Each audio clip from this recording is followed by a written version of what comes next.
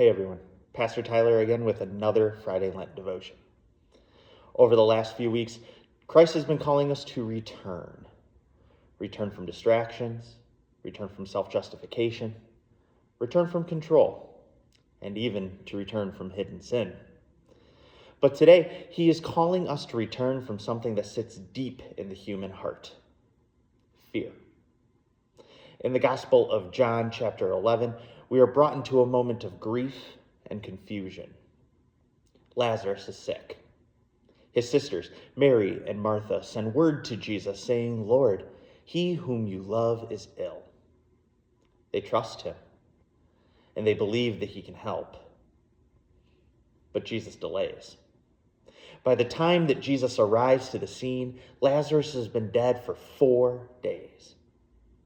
Everything feels lost. Martha meets Jesus first and says, "Lord, if you had been here, my brother would not have died." Mary says the same. It's not just grief that these two women feel. It's also disappointment, confusion, maybe even the quiet fear of this question: can Jesus be trusted?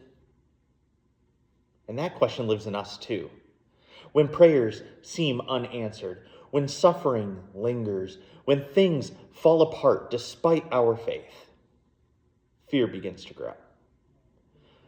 There's the fear of loss, fear of the future, fear that maybe God is not as near as we had hoped.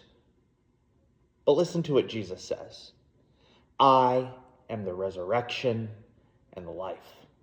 Whoever believes in me, though he die, yet shall he live." Not, "I will fix this eventually." Not, "things are going to work out." No, Jesus says, "I am."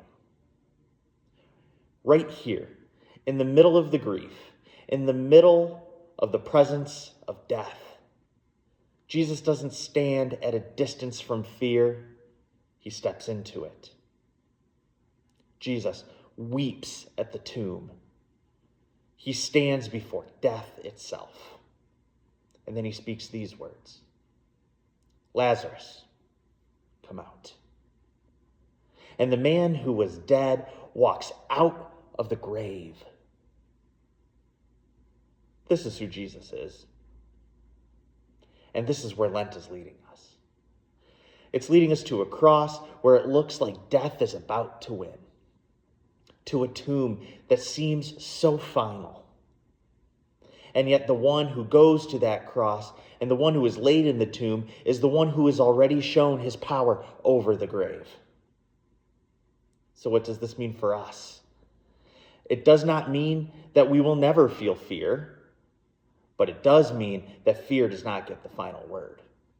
Because your life is not held by your circumstances or by how well you handle grief or disappointment or loss. It's held by Christ, the one who calls the dead to life, the one who goes into death and comes out again. So today, Christ is inviting you to return from your fear of the future, fear of loss, fear of even death itself, and come back to him. Because even when everything feels uncertain, this is certain: that Jesus Christ is the resurrection and the life. And if you belong to him, then not even death can take you out of his hands.